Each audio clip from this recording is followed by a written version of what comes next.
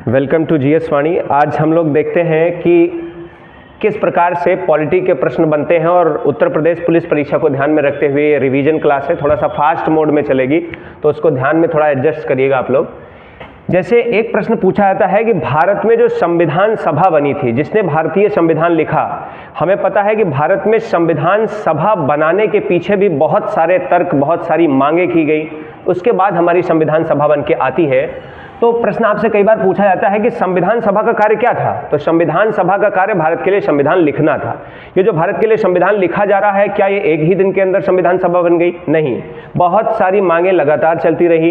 अंग्रेजों ने इसको बहुत बार दरकिनार किया। कब जाकर के अंग्रेजों ने ये स्वीकार किया कि भारतीयों के लिए एक संविधान सभा होनी चाहिए? अपने आप में एक सवाल बनता है। तो अगर पूछा जाए कि भारत के लिए व्यक्तिगत रूप से, एक इकलौते व्यक्तिगत रूप से सबसे पहले अनौपचारिक का मतलब वो किसी पद पर रहते हुए बात नहीं कर रहे हैं, अनौपचारिक रूप से पहली बार भारत के लिए एक संविधान सभा की अगर हम बात करें तो मांग कौन कर रहा था? वो कर रहे थे बाल गंगाधर तिलक। ये जो बाल गंगाधर तिलक है, इनके बारे में हम लोग जानते हैं। बाल गंगाधर तिलक अगर देखें तो बाल, लाल और पाल, ये जो शब्द इस्तेमाल किया जाता है भारतीय स्वतंत्रता आंदोलन में, उसमें बाल का मतलब बाल गंगाधर तिलक ही है, लाल का मतलब लाला लाजपत राय है और पाल का मतलब बिपिन चंद्र पाल है। ये तीनों ही गरम दल के नेता थे। गरम दल का मतलब है अंग्रेजों से ये जो दल बना था, कांग्रेस का ही एक धड़ा है जो उससे अलग हो गया है। गरम दल के लोग ये चाहते थे कि अंग्रेजों से अंग्रेजों की भाषा में बात करके और तब हम देश को स्वतंत्र कराएं। तो ऐसे गरम व्यक्तित्व वाले लोग हैं बाल, लाल, पाल। ये जो बाल हैं, इनकी उपाधि है लोकमान्य। इन्हें लोकमान्य बाल गंगाधर तिलक कहा जाता है। अगर आपसे कहा जाए कि लोकमान्य बाल गंगाधर तिलक है, लेकिन अगर पूछा जाए लोकनायक कौन है, तो जब हम लोग बात करते हैं लोकनायक, तो ये लोकनायक कौन है? जयप्रकाश नारायण। जयप्रकाश नारायण, इनको हम लोग जानते हैं। इन्होंने संपूर्ण क्रांति की बात की थी। प्रश्न आपसे पूछा जाता है कि संपूर्ण क्रांति का नारा देने वाले व्यक्ति कौन थे? जयप्रकाश नारायण थे। जयप्रकाश नारायण को हम लोग लोकनायक कहते हैं। लोकनायक शब्द से मिलता जुलता एक शब्द होता है जननायक। जब हम लोग बात जननायक की करते हैं तो ये उपाधि किसकी है? ये है कर्पूरी ठाकुर की। कर्पूरी ठाकुर की ये उपाधि है जिन्हें जननायक कहा जाता है। तो जननायक, लोकनायक और लोकमान्य, इसमें किसी प्रकार का कोई कंफ्यूजन नहीं होना चाहिए। ये जो बाल गंगाधर तिलक है, इन बाल गंगाधर तिलक ने भारत में पहली बार भारतीयों के लिए एक संविधान सभा बननी चाहिए, इस पर इन्होंने मुद्दा उठाया था और ये इन्होंने 1895 में उठाया था। परंतु अंग्रेजों ने इस पर ध्यान नहीं दिया, क्योंकि बाल गंगाधर तिलक किसी अध्यक्ष या किसी बड़े पद पर नहीं थे। इन्होंने अपनी पत्रिकाओं में इस बात को उल्लेख उठाया था। तो इनकी पत्रिकाएं भी इंपॉर्टेंट हैं। इनकी कौन कौन सी पत्रिकाएं हैं? इनकी 2 पत्रिकाएं और एक पुस्तक, वो बहुत इंपॉर्टेंट है। जो इनकी पुस्तक है उसका नाम है गीता रहस्य। ये जो गीता रहस्य पुस्तक है, ये इन्होंने जेल में लिखी थी। ये पुस्तक इनकी जेल में लिखी गई थी। इनकी अगर पत्रिकाओं की बात करें तो इनकी 2 पत्रिकाएं हैं। कौन कौन सी 2 पत्रिकाएं हैं? एक है द मराठा। ये जो द मराठा है, ये पत्रिका अंग्रेजी भाषा में निकलती थी और दूसरी पत्रिका है केसरी। ये जो केसरी पत्रिका है, ये मराठी भाषा में निकलती थी, तो ये मराठी भाषा में। ये बाल गंगाधर तिलक वही व्यक्ति हैं जिन्होंने भारत में होम रूल आंदोलन चलाया था। ये जो होम रूल लीग है, इसकी स्थापना अगर हम बात करें तो 1916 में हुई थी। ये 1916 में जो होम रूल लीग है, ये 2 लोग मिलकर के चला रहे थे। एक तिलक जी चला रहे थे, बाल गंगाधर तिलक जी, और दूसरी एनी बेसेंट चला रही थी। ये जो एनी बेसेंट है, एनी बेसेंट भी होम रूल लीग से जुड़ी हुई थी। एनी बेसेंट की जो लीग थी, एनी बेसेंट को भारतीय राजनीति में, क्योंकि ये आयरलैंड की महिला है और ये भारतीय राजनीति में भारतीयों के लिए यहाँ पर स्वतंत्रता की बात कर रही थी, स्वतंत्रता आंदोलन में सक्रिय भूमिका के रूप में थी। और बाल गंगाधर तिलक के साथ मिलकर के होम रूल लीग, वास्तव में देखा जाए तो होम रूल लीग का जो कॉन्सेप्ट है वो एनी बेसेंट का ही कॉन्सेप्ट है, परंतु उसको यूज सबसे पहले किया गया बाल गंगाधर तिलक के द्वारा और बाद में एनी बेसेंट ने भी अपनी लीग चलाई। ये मद्रास और दक्षिण भारत के क्षेत्र में चला रही थी। जबकि अगर हम तिलक की बात करें तो बाल गंगाधर तिलक यही क्षेत्र कहां चला रहे थे, महाराष्ट्र के क्षेत्र में। जो महाराष्ट्र के क्षेत्र में चल रहा था, इसमें बंबई इसमें शामिल नहीं था। तो कई बार यह प्रश्न बन जाएगा, तो थोड़ा कठिन प्रश्नों में होगा कि कौन से क्षेत्र में तिलक की होम रूल लीग चल रही थी, तो उत्तर होगा महाराष्ट्र। लेकिन अगर बंबई है तो बंबई ऑप्शन में नहीं है, क्योंकि बंबई को छोड़कर ये अपनी लीग चला रहे थे। ये पहले व्यक्ति थे जिन्होंने संविधान सभा की मांग की थी। उसके बाद पूछा जाएगा गांधी जी ने कब संविधान सभा भारतीयों के लिए होनी चाहिए इसकी मांग की, और गांधी जी ने कहा जो संविधान सभा हो वो भारतीयों से मिलकर बनी हो, यानी भारतीयों के द्वारा बनी हुई संविधान सभा, उसमें अंग्रेज नहीं होने चाहिए। संविधान क्योंकि भारत के लिए लिखा जाना है, इसलिए उसमें अंग्रेज होने ही नहीं चाहिए। ये मांग महात्मा गांधी ने 1922 में किया, क्योंकि आपको पता है 9 जनवरी 1915 को महात्मा गांधी भारत वापस आते हैं। और 9 जनवरी 1915 को महात्मा गांधी भारत वापस कहां से आते हैं, तो साउथ अफ्रीका से आते हैं। क्या करने गए थे, 1893 में ये साउथ अफ्रीका गए थे, और वो क्या करने के लिए गए थे, एक दादा अब्दुल्ला है उनका केस लड़ने के लिए, क्योंकि वो गुजराती व्यापारी हैं। देखिए आपके भारतीय राजनीति में 1893 का जो वर्ष रहा है ये बहुत घटनापूर्ण वर्ष रहा है। इसी में आपका विश्व धर्म सम्मेलन होता है, और ये विश्व धर्म सम्मेलन आपका कहां पे होता है, ये विश्व धर्म सम्मेलन शिकागो शहर में होता है, और ये शिकागो शहर America, United states of America में है। और वहां भारत का प्रतिनिधित्व करने के लिए कौन जाते हैं, स्वामी विवेकानंद जाते हैं। स्वामी विवेकानंद, ये जो स्वामी विवेकानंद हैं, इनकी एक पत्रिका आपके लिए बहुत इंपॉर्टेंट है, वो याद रखना, प्रबुद्ध भारत। ये प्रबुद्ध भारत पत्रिका है, और दूसरी इनकी पत्रिका है उद्बोधन। उद्बोधन। रामकृष्ण मठ की स्थापना इन्हीं स्वामी विवेकानंद ने किया था, रामकृष्ण मठ, क्योंकि रामकृष्ण परमहंस इन्हीं स्वामी विवेकानंद के गुरु थे। इन्हें भारत में तूफानी भ्रमण करने वाला हिंदू कहा जाता है, तूफानी भ्रमण करने वाला हिंदू कहा जाता है। तो ये जो आपके हिंदुत्ववाद के जनक माने जाते हैं, नव हिंदूवाद के जनक माने जाते हैं स्वामी विवेकानंद। कितने प्रश्न, स्वामी विवेकानंद को भारत में नव हिंदूवाद का जनक कहा जाता है। इनकी पत्रिका प्रबुद्ध भारत और उद्बोधन है, और इन्हें तूफानी भ्रमण करने वाला हिंदू कहा जाता है। रामकृष्ण मठ की स्थापना इन्होंने किया था 1897 में किया है। फिलहाल अभी सन बहुत इंपॉर्टेंट आपके लिए नहीं है। यहां पर अगर बात किया जाए कि विश्व धर्म सम्मेलन में भारत का प्रतिनिधित्व शिकागो शहर अमेरिका में किसने किया था, तो भारत का प्रतिनिधित्व इन्होंने ही किया था, स्वामी विवेकानंद ने। दूसरा प्रश्न 1893 से क्या है, गांधी जी साउथ अफ्रीका गए, और जो गांधी जी साउथ अफ्रीका जाते हैं वो किस लिए गए, एक गुजरात के व्यापारी हैं सेठ दादा अब्दुल्ला, उनका केस लड़ने के लिए, क्योंकि ये वकालत करके आए थे, इंग्लैंड से वकालत करके आए थे महात्मा गांधी जी। इनको काम मिल गया और ये उसी का केस लड़ने के लिए, दादा अब्दुल्ला का, क्योंकि वो भी गुजराती हैं और महात्मा गांधी भी गुजराती हैं, उनका केस लड़ने के लिए साउथ अफ्रीका चले गए। और वहीं से 1893 में जो गए थे, वहीं से वापस 9 जनवरी 1915 को भारतीय राजनीति में आते हैं, और तब इन्होंने 1922 में भारतीयों के लिए मांग रखी कि भारतीयों के लिए भी एक संविधान सभा होनी चाहिए। उस संविधान सभा का काम भारतीयों के लिए संविधान लिखना होना चाहिए, और उसमें किसी प्रकार से कोई भी अंग्रेज सदस्य नहीं होना चाहिए। इसी 1893 में तीसरी घटना आपकी क्या होती है, आपके भारत और अफगानिस्तान के बीच की जो सीमा रेखा है, जिसे डूरंड रेखा कहा जाता है, ये डूरंड रेखा का निर्धारण भी हुआ था। तो आपसे पूछेगा डूरंड रेखा का निर्धारण किस वर्ष हुआ, इसी 1893 में। डूरंड लाइन किसके किसके बीच है, भारत और अफगानिस्तान के बीच।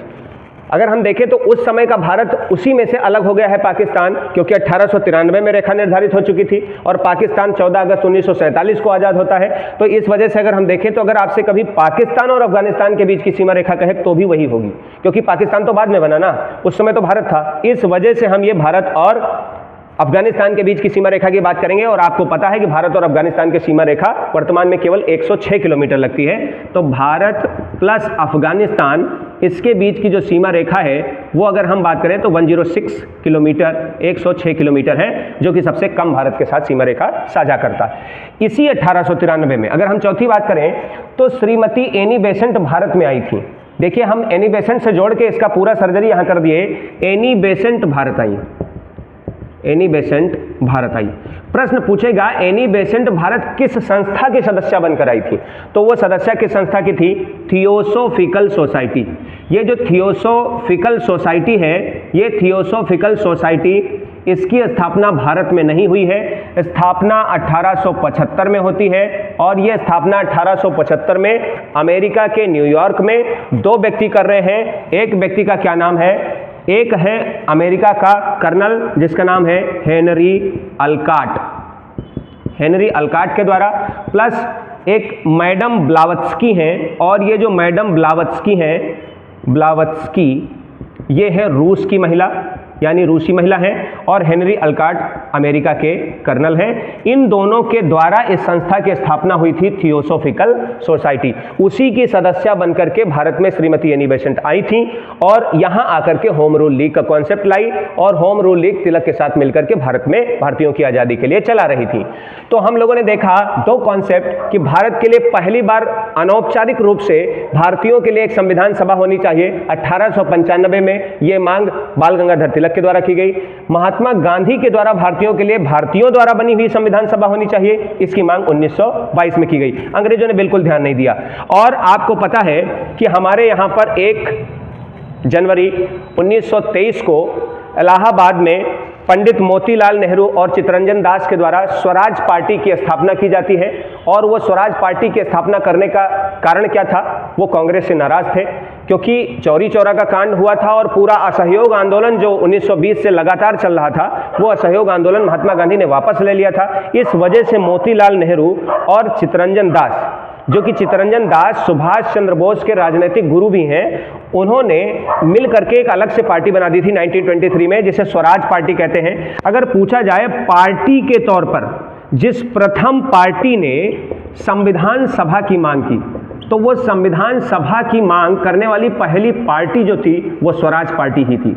वो स्वराज पार्टी 1924 में मांग कर रही है, और ये जो 1924 में मांग कर रही है, इस पार्टी की अगर हम स्थापना की बात करें तो ये पार्टी की स्थापना कब होती है? 1923 में। 1924 में ये पार्टी स्वराज पार्टी, दो लोग इसके संस्थापक रहे थे। कौन संस्थापक थे?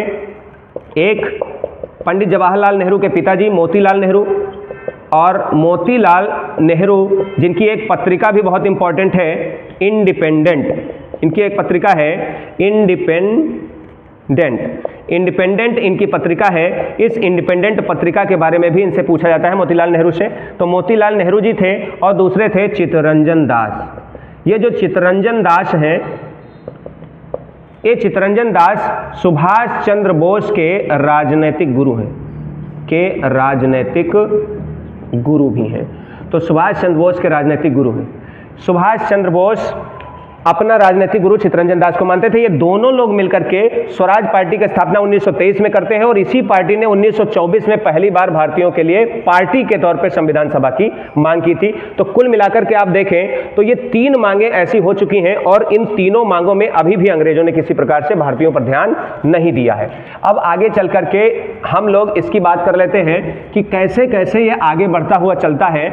इस मांग को भारतीय रोकते नहीं हैं और अंग्रेज मानते नहीं हैं। यह सिलसिला लगातार चलता रहता है। भारतीय मांग करते रहते हैं, अंग्रेज मानते नहीं हैं।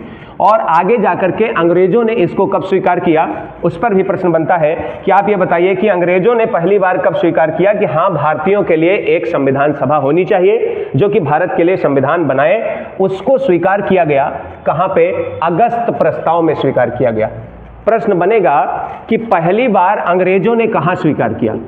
पहली बार अंग्रेजों ने स्वीकारा कि भारतीयों के लिए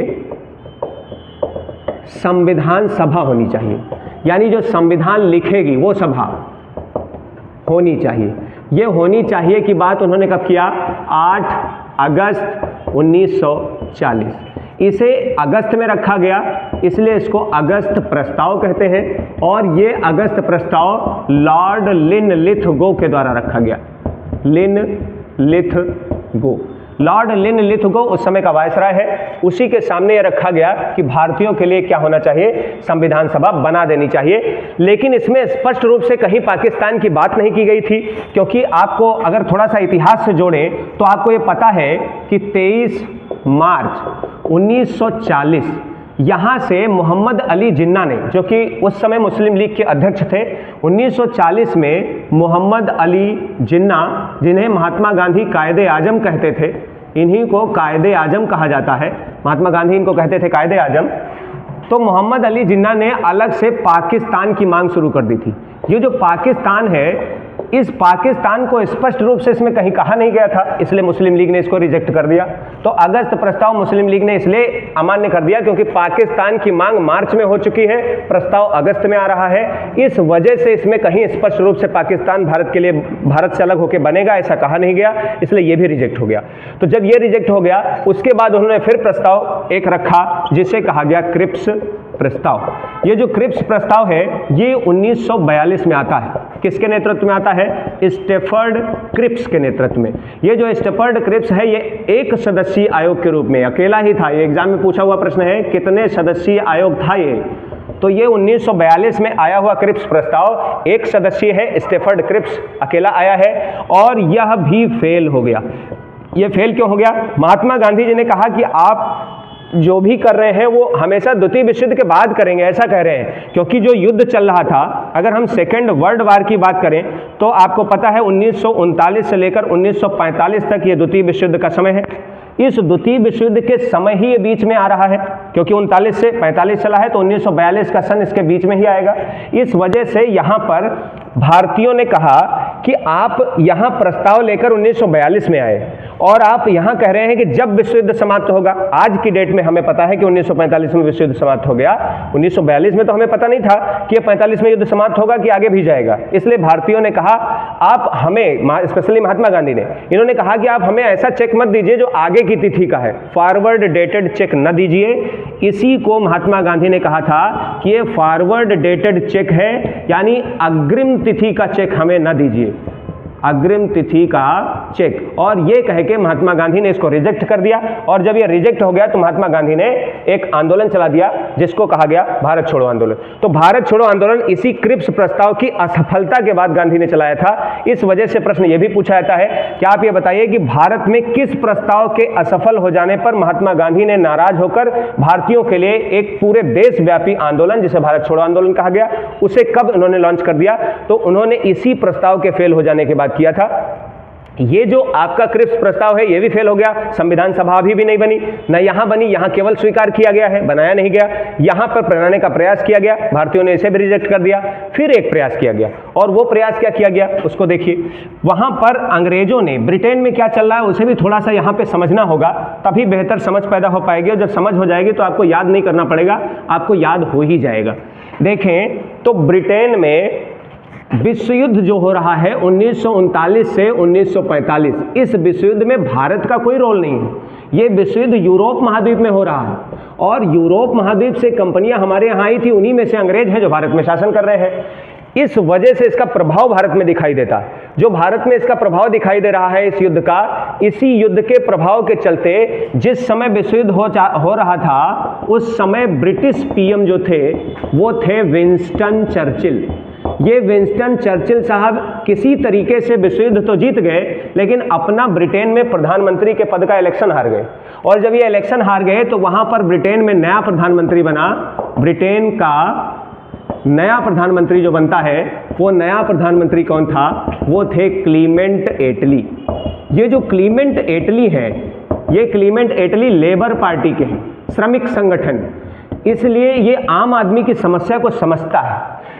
ये व्यक्ति भारत के आज़ादी के पक्ष में था, जबकि विंस्टन चर्चिल भारत की आज़ादी के पक्ष में नहीं था। विंस्टन चर्चिल, कई बार ऐसे स्टेटमेंट विंस्टन चर्चिल के भारत के लिए आते हैं जो भारत में जहर खोलने का काम करते हैं। आगे विंस्टन चर्चिल जब संविधान सभा बन भी जाएगी और पहली मीटिंग करेगी तो मुस्लिम लीग उसमें पार्टिसिपेट नहीं करेगी। उस पार्टिसिपेट ना करने की वजह से विंस्टन चर्चिल ने उस पर तंज कसते हुए कहा था कि ये एक ऐसा विवाह समारोह लग रहा है। भारत की संविधान सभा की पहली बैठक के बारे में बोल रहा था। उसने कहा भारत में ये एक ऐसा विवाह समारोह लग रहा है जिसकी दुल्हन ही गायब है। दुल्हन ही गायब, यहाँ दुल्हन का मतलब वो मुस्लिम लीग से कह रहा था। इसलिए भारत में हिंदू और मुस्लिम वाली जो राजनीति है वो घोलना चाहता था, देश के आज़ादी के पक्ष में नहीं था। अच्छा ये हुआ कि ये इलेक्शन अपना हार गया, क्लीमेंट एटली प्रधानमंत्री बना और ये भारत के लिए आज़ादी की घोषणा इसने कर दी कि हम देश को, भारत को जून 1948 से पहले आज़ाद कर देंगे। उसके पहले हम वहाँ पर संविधान सभा बनाने का प्रयास करेंगे। और इस संविधान सभा का जो प्रयास कर रहे हैं, इस संविधान सभा का प्रयास कैसे करेंगे? उन्होंने अपने 3 कैबिनेट मंत्रियों को भारत भारत भेजा। और वो 3 कैबिनेट मंत्री कौन कौन से थे? क्योंकि वो सभी इसके कैबिनेट में मंत्री थे, इसलिए इसकी योजना को कैबिनेट मिशन योजना कहा गया। जो कैबिनेट मिशन योजना है, ये कैबिनेट मिशन योजना 1946 की है, क्योंकि विश्व युद्ध के बाद की है। 45 के बाद विश्व युद्ध हुआ, जब ये जीते तब उन्होंने अपने कैबिनेट के मंत्रियों को भारत भेजा है। इसमें कितने सदस्य हैं? 3 सदस्य। पूछा जाएगा इस कैबिनेट मिशन योजना का अध्यक्ष कौन था, तो वो था पैथिक लॉरेंस। पैथिक लॉरेंस अध्यक्ष था। सदस्य के रूप में अगर बात करें तो वही स्टेफर्ड क्रिप्स जो 1942 में फेल होकर गया है, फिर वापस आता है, तो स्टेफर्ड क्रिप्स इसका सदस्य है। और दूसरा है A.V. अलेक्जेंडर। ये 3 लोग भारत में आते हैं। जो अध्यक्ष है वो पैथिक लॉरेंस है। एग्जाम में पैथिक लॉरेंस के बारे में पूछा जाता है कि कैबिनेट मिशन योजना का अध्यक्ष कौन था। और ये कैबिनेट मिशन योजना बाकी योजनाओं जैसे असफल नहीं हुई। अगस्त प्रस्ताव फेल हो गया था, क्रिप्स प्रस्ताव फेल हो गया था, कैबिनेट मिशन योजना फेल नहीं हुई। ये सफल हुई तो क्या सफलता हुई? एक तो संविधान सभा का निर्माण कर दी, तो संविधान सभा का निर्माण हो गया, जिसका काम है संविधान लिखना। तो इसका बेसिक काम दिया गया कि आप संविधान का लेखन करिए, उसका संविधान सभा बन गई। और जब तक आपका संविधान तैयार नहीं होता तब तक भारत की राजनीति और प्रशासन को देखने के लिए एक अंतरिम सरकार का गठन कर दिया जाएगा, जब तक आपकी चुनी हुई सरकार नहीं आती। क्योंकि सरकार चुनी हुई तब आएगी जब आप संविधान बना पाओगे। संविधान अभी बना नहीं है, इसलिए तब तक के लिए कार्यभार देखने के लिए एक अंतरिम सरकार का गठन किया गया। और ये 2 बड़े कार्य थे जो आपके कैबिनेट मिशन योजना के द्वारा कर दिए गए। भारत में अंतरिम सरकार का गठन हो गया 2 सितंबर 1946। और इसके भी नेतृत्वकर्ता कौन रहे? पंडित जवाहरलाल नेहरू। तो पंडित जवाहरलाल नेहरू के नेतृत्व में भारत में अगर देखा जाए तो कैबिनेट मिशन योजना के तहत 2 सितंबर 1946 को अंतरिम सरकार का गठन हो जाता है। यहां थोड़ा सा एक क्विक हम लोग देखते हैं रिवीजन कैसे। अगर पूछा जाए आपसे कि आप ये बताइए कि भारत में पंडित जवाहरलाल नेहरू 2 सितंबर 1946 को ही अंतरिम सरकार का गठन उन्हीं के नेतृत्व में हो रहा है। यहां पे देखिए 1946 में पंडित नेहरू इसके क्या हैं? नेता है, जिनके नेतृत्व में अंतरिम सरकार का गठन हुआ। यह है अंतरिम सरकार। फिर आपसे कहेगा कि जब देश आजाद हुआ 1947 के बाद हमारा संविधान बना नहीं। तो देखें तो आजादी हमें मिलती है 1947, तब भी यही व्यवस्था चल रही है। फिर अगर हम बात करें संविधान जो बनके तैयार होता है, तो वो संविधान तैयार कब होता है?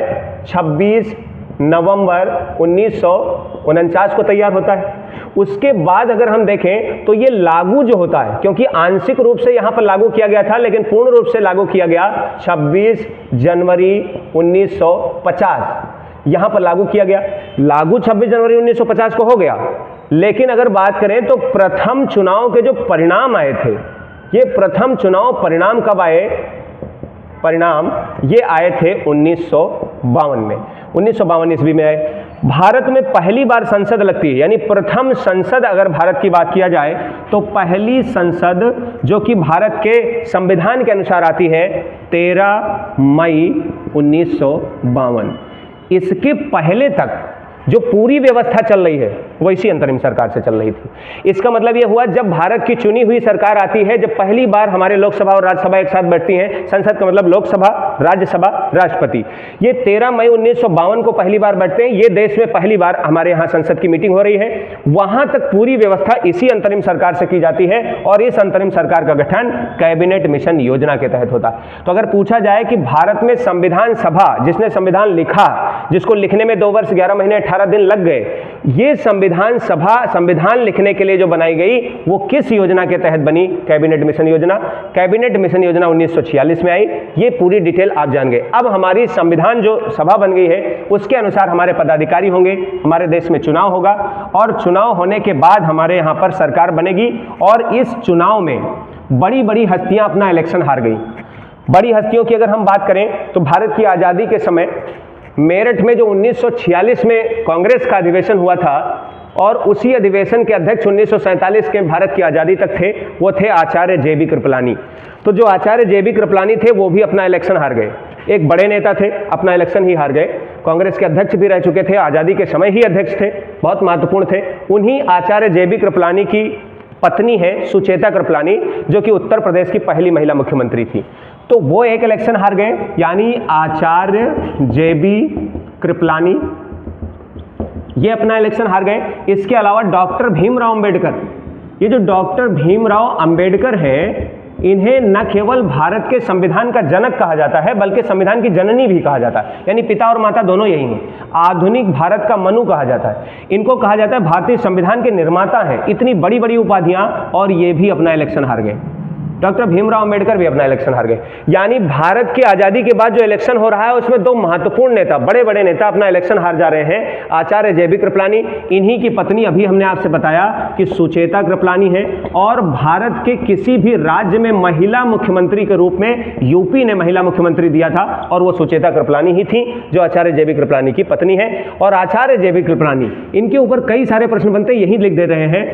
आजादी के समय कांग्रेस के अध्यक्ष थे। जिस समय देश को आजादी मिलती है, आजादी के समय कांग्रेस के अध्यक्ष, और ये जो कांग्रेस के अध्यक्ष हैं, ये अधिवेशन 1946 में हुआ था मेरठ, और वहीं से अध्यक्ष थे। क्योंकि कांग्रेस का अधिवेशन दिसंबर में होता था, तो दिसंबर 1946 में यही अध्यक्ष थे, और अगले दिसंबर में दूसरी मीटिंग होनी है, और अगस्त 1947 में हम आज़ाद होंगे, तो आज़ादी के समय अध्यक्ष यही रहेंगे।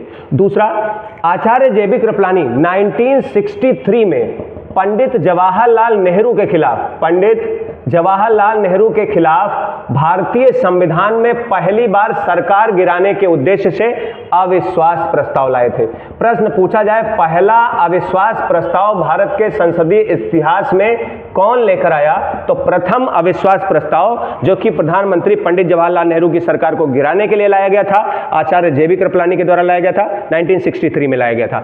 तो 1963 में, हालांकि सरकार गिरी नहीं थी, तो 1963 में ये आपका पंडित जवाहरलाल नेहरू के खिलाफ आचार्य जेबी कृपलानी ही लाए। 1946 में मेरठ में आजादी के समय तक अध्यक्ष रहे, और इन्हीं की पत्नी सुचेता कृपलानी उत्तर प्रदेश की पहली महिला मुख्यमंत्री रही, और ये न केवल यूपी की बल्कि भारत के किसी भी राज्य में महिला मुख्यमंत्री के रूप में बनने वाली पहली महिला थी। तो अब हम लोगों ने देखा कि किस प्रकार से यहाँ पर ये जो एनालिसिस है, इसके साथ में इसको आप लोग नोट्स के रूप में अपने बना लें। वही नोट्स होगा, क्योंकि हमारे पास समय कम है, इसलिए हम उसके हिसाब से ही चलेंगे। अब हम लोग बात करते हैं कि किस प्रकार से आगे हमारी राजनीति और रणनीति चल रही थी। देश का जब संविधान लिखा गया, प्रश्न क्या बनता है, संविधान बनके तैयार हो गया, संविधान लागू हो गया। संविधान लागू होने के बाद हम अगर बात करें संविधान लागू, तो लागू में हमारे पास दो चीजें आती हैं। एक कहा जाता है आंशिक रूप से लागू कब हुआ, और एक कहा जाता है पूर्ण रूप से लागू कब हुआ। तो आंशिक रूप और पूर्ण रूप का क्या मतलब है? कोई चीज बनके तैयार हो गई तो उसे पूरी रूप से लागू हो जाना चाहिए। आंशिक रूप का यहाँ का क्या मतलब आधा अधूरा लागू हुआ। तो आधा अधूरा क्यों कहा जा रहा है? क्योंकि हमारा संविधान 26 नवंबर 1949 को बनके तैयार हो गया था। यहीं पर संविधान को आंशिक रूप से लागू कर दिया गया। 15 अनुच्छेद संविधान के लागू किए गए, लेकिन कौन से 15 अनुच्छेद लागू होने हैं, ये अनुच्छेद 394 में लिखा था। इस वजह से अगर हम कुल मिला के बात करें तो कुल कितने अनुच्छेद लागू हुए अगर हम बात करें, तो पुस्तकों में 15 लिखा हुआ होता है, जो ठीक नहीं है। 394 सहित, अनुच्छेद 394 सहित कुल कितने अनुच्छेद लागू हुए? 16। तो 16 हम यहां पर अनुच्छेद 394 सहित क्यों कह रहे हैं? 15 तो वो अनुच्छेद हैं जो लागू हुए, लेकिन वो 15 अनुच्छेद लागू हुए, वो बात लिखी है 394 में, इसलिए जब तक वो लागू नहीं होगा ये 15 मान्य नहीं होंगे। इसलिए कुल मिलाकर कितने अनुच्छेद लागू हुए? तो आपका उत्तर होगा कुल मिलाकर 16 अनुच्छेद लागू हुए। ये आंशिक रूप से लागू हो गया। उसके बाद बना बनाया संविधान हमने यहां लागू क्यों नहीं किया? क्योंकि संविधान तो कंप्लीट रूप से तैयार हो गया था। 284 सदस्यों ने उस पर हस्ताक्षर भी कर दिए थे। संविधान बनके तैयार है फिर भी लागू नहीं हो रहा है। इसे हम लोगों ने पूर्ण रूप से लागू किया 26 जनवरी 1950 को। ऐसा क्यों किया? इसके पीछे ऐतिहासिक बैकग्राउंड है, उसको देखते हैं। आप सभी को पता है कि हमारे देश में स्वराज शब्द बहुत चर्चित रहा था। पूछा जाए कि प्रथम बार स्वराज शब्द लाने वाला व्यक्ति कौन था? स्वराज शब्द पहली बार प्रयोग करने वाले व्यक्ति थे स्वामी दयानंद सरस्वती। स्वामी दयानंद सरस्वती। लेकिन ये एक समाज सुधारक है, कोई नेता नहीं है, किसी पद पर नहीं है, कांग्रेस के कोई शीर्षस्थ अधिकारी नहीं है। इस वजह से प्रथम स्वराज शब्द किसी प्रकार से प्रभावी साबित नहीं हुआ, क्योंकि पहली बार स्वराज शब्द एक समाज सुधारक ला रहा है। ये समाज सुधारक है, इन्होंने स्वराज शब्द का इस्तेमाल किया था। और यही स्वामी दयानंद सरस्वती पहले व्यक्ति थे जिन्होंने हिंदी को राष्ट्रभाषा के रूप में स्वीकार किया था। यानी अगर बात किया जाए प्रथम व्यक्ति जिन्होंने हिंदी को राष्ट्रभाषा माना था, हिंदी को राष्ट्रभाषा स्वीकार किया था। ये राष्ट्रभाषा स्वीकार करने वाले दयानंद सरस्वती पहले व्यक्ति थे। दयानंद सरस्वती को ही भारत में भारत का मार्टिन लूथर कहा जाता है, भारत का मार्टिन लूथर कहा जाता है। और जब इतना कुछ देख ही रहे हैं तो स्वामी दयानंद सरस्वती की एक संस्था को भुलाया नहीं जा सकता, वो थी आर्य समाज। और आर्य समाज की स्थापना इन्होंने 1875 में करी थी और इसकी स्थापना मुंबई में हुई थी। तो मुंबई में 1875 में एक संस्था स्थापित की जाती है आर्य समाज, जो कि अंतरजातीय विवाह को मान्यता देती थी, उसको लेकर के महत्वपूर्ण भूमिका उसी में थी। 1875 की यह संस्था भी स्वामी दयानंद सरस्वती के द्वारा स्थापित की गई। एक प्रश्न यहां ध्यान रखने लायक है कि हिंदी राष्ट्रभाषा के रूप में कहने वाले पहले व्यक्ति भले ही स्वामी दयानंद सरस्वती थे, लेकिन हिंदी वर्तमान में भी राष्ट्रभाषा नहीं है, हिंदी हमारी राजभाषा है। अगर बात किया जाए भारत की राजभाषा क्या है, राजभाषा का मतलब है ऑफिशियल लैंग्वेज, राष्ट्रभाषा मतलब national language. National language Bharat की कोई भी नहीं है, राजभाषा है। और ये संविधान का अनुच्छेद 343 कहता है, क्या कहता है, हमारी राजभाषा जो होगी वो हिंदी होगी, और ये तो हो गई भाषा, और इसकी जो लिपि होगी वो देवनागरी होगी। ये बात हमारी कहाँ पे लिखी हुई है, ये है संविधान के अनुच्छेद 343 में। ये 343 अनुच्छेद में राजभाषा के रूप में है, इन्होंने राष्ट्रभाषा की बात की थी। और स्वामी दयानंद सरस्वती ही वैसे पहले व्यक्ति थे जिन्होंने भारत में पाखंड खंडिनी पताका इस्तेमाल किया था। पाखंड खंडिनी पताका का मतलब यहाँ पर क्या है, पाखंड खंडिनी पताका का मतलब है देश से पाखंड, आडंबर, ये दिखावा खत्म हो जाना चाहिए, यज्ञ हवन ये सभी चीजें समाप्त करने की वो बात करते थे। एक ध्वजा लहरा करके आगरा से इन्होंने इसको शुरू किया था, पाखंड खंडिनी। इन्होंने उन लोगों को जो कि दूसरे धर्म में वापस चले गए थे, उन्हें अपने धर्म में वापस बुलाने के लिए इन्होंने एक आंदोलन चलाया था, शुद्धि आंदोलन। अगर आपसे पूछा जाए कि भारत में शुद्धि आंदोलन चलाने वाला व्यक्ति कौन था, तो वो भी स्वामी दयानंद सरस्वती हैं। इनकी पुस्तक भी पूछी जाती है स्वामी दयानंद सरस्वती की, वो पुस्तक है सत्यार्थ प्रकाश। इनकी पुस्तक का नाम है सत्यार्थ प्रकाश, और इनका नारा बहुत इंपॉर्टेंट है, वेदों की ओर लौटो, जो सभी को पता होता है, वेदों की ओर लौटो। तो इतनी सारी बातें स्वामी दयानंद सरस्वती के बारे में आपको ध्यान रखनी है। स्वामी दयानंद सरस्वती स्वराज शब्द का इस्तेमाल किए, लेकिन अब देखिए स्वराज अगर पूछा जाए कि पहली बार कांग्रेस से स्वराज शब्द का इस्तेमाल कब हुआ, कांग्रेस से स्वराज, इसकी मांग तो वो कहां से होती है, तो 1906 के कांग्रेस अधिवेशन से होती है। अधिवेशन कलकत्ता में होता है और इसके जो अध्यक्ष होते हैं वो कौन होते हैं, दादा भाई नौरोजी। ये जो दादा भाई नौरोजी हैं, इन्हें grand old man of India कहा जाता है। दादा भाई नौरोजी ही पहले व्यक्ति हैं जिन्होंने 1867 में भारतीयों के लिए 20 रुपए प्रति व्यक्ति आय कैलकुलेट किया था।